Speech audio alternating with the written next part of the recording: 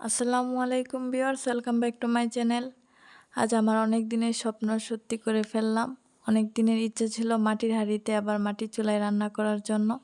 তো এই স্বপ্নটা সত্যি করে ফেললাম। আর আজকে আমি শেয়ার করব দেশি হাঁস রান্নার রেসিপি, যাকে আমরা পাতি হাঁসও বলে থাকি। মাটির পাতিলে কালারটা যা এসেছিল না, আর রান্নাটা এত মজা হয়েছিল আপনাদেরকে আসলে বলে বোঝাতে পারবো না।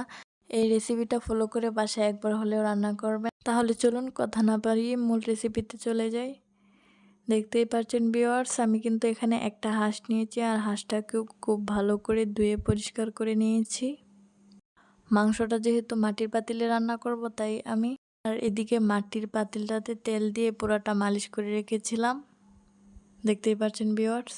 এখন মাংসয় মশলাগুলো দিয়ে দিব। এখানে আমি 1 কাপ পরিমাণ পেঁয়াজ বাটা, 1 টেবিল চামচ রসুন বাটা আর 1 টেবিল চামচ আদা বাটা।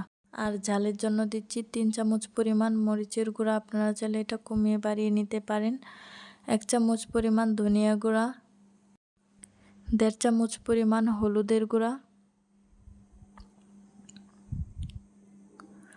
1 চামচ পরিমাণ জিরার গুঁড়া, লবঙ্গ, এলাচি, দারচিনি আর তেজপাতা দিয়ে দিচ্ছি।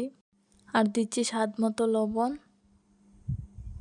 এখন এগুলোকে আমি ভালো করে হাতে মেখে নিব। হাতে মেখে রান্নার মজাই কিন্তু আলাদা। আর এটা খুব ভালো করে মেশাতে হবে, তাহলে মাংসের ভিতরে মশলাটা ঢুকবে আর খেতেও কিন্তু অনেক ভালো লাগবে। আমার চ্যানেলে রাজহাঁস রান্নার রেসিপি, দেশি হাঁস রান্নার রেসিপি সব কিছুই আছে। আমি ডেসক্রিপশন বক্সে লিংক দিয়ে দিব, আপনারা চাইলে কিন্তু দেখে নিতে পারেন। মাংসটা কিন্তু খুব ভালো করে মাখানো হয়ে গিয়েছে। এখন আমি পাতিলে দিয়ে দিচ্ছি। সময়টাতে আমি কিন্তু খুব ভয়ে ছিলাম, না জানি আমার পাতিলটা ফেটে যায়। তো যাই হোক, মিশন কিন্তু একদম সাকসেস। এখন মশলাটা ধুয়ে যতটুকু পানি হয় না ওইটা আমি দিয়ে দিচ্ছি। এখন এর মধ্যে তেল দিয়ে দিব। তেলটা বুঝে শুনে দিতে হবে, যেহেতু আমার হাঁসটাতে অনেক তেল ছিল তাই আমি অল্প তেল দিয়েছি। আপনাদের হাঁসে যদি তেল কম থাকে সেক্ষেত্রে আর একটু বাড়িয়ে দিতে পারেন। এখন এগুলোকে আবারও ভালো করে মিক্স করে নিচ্ছি।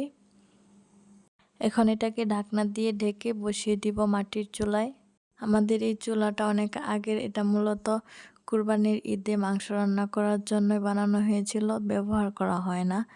মাঝে মধ্যে এই যে যেমন শখ করে রান্না করেছিলাম। দেখতেই পাচ্ছেন ভিউয়ার্স, এর কালারটা কিন্তু অনেক সুন্দর হয়েছে।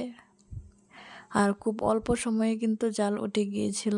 10 মিনিট পর ঢাকনাটা খুলেছি আর এটাকে নাড়া দিয়ে দেখছি। মাটির পাতিলে রান্না করে একটা অভিজ্ঞতা হয়েছে, সেটা হচ্ছে মাটির পাতিলে কিন্তু খুব সহজে লেগে যায় না। এভাবে কিছুক্ষণ নাড়াচাড়া করে মাংসটাকে আবারও ঢাকনা দিয়ে ডেকে দিব মাংসটা কষানোর জন্য। ফিরে এলাম 10 মিনিট পর। দেখতেই পাচ্ছেন ভিউয়ার্স, আমার মাংসটা কিন্তু একদম কষানো হয়ে গিয়েছে। এখন এর মধ্যে পানি দিয়ে দিব, মাংসটা যাতে ভালো করে সিদ্ধ হয় সেজন্য। আর পানিটা কিন্তু একটু বেশি দিতে হবে, কারণ হচ্ছে মাটির পাতিলে কিন্তু পানিটা শুষে নেবে, যেহেতু এটা নতুন পাতিল এই জন্য।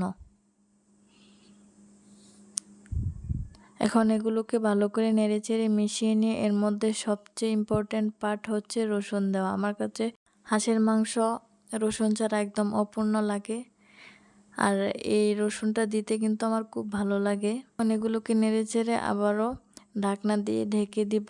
এখন আমি আরও 20 মিনিটের জন্য ঢাকনা দিয়ে ঢেকে দিব। এখন আর এটাকে খোলার দরকার নেই। ফিরে এলাম 20 মিনিট পর। এখন এই মাংসটাকে আবারও নেড়েচেড়ে দিব। তরকারিটা কিন্তু একদম হয়ে গিয়েছে। এখন আমি চুলার আঁচটাতে বন্ধ করে কিছুক্ষণ বসিয়ে রাখবো। এটার তাপে আমার মাংসটা হয়ে যাবে। চুলাটা কিন্তু আমি বন্ধ করে দিয়েছি আর মাংসটা হয়ে গিয়েছে। আমার ভিডিওটি যদি আপনাদের কাছে ভালো লেগে থাকে তাহলে লাইক, কমেন্ট এবং শেয়ার করবেন। আর অবশ্যই আমার চ্যানেলটিকে সাবস্ক্রাইব করতে ভুলবেন না। আজকের মতো বিদায় নিচ্ছি। আল্লাহ হাফেজ।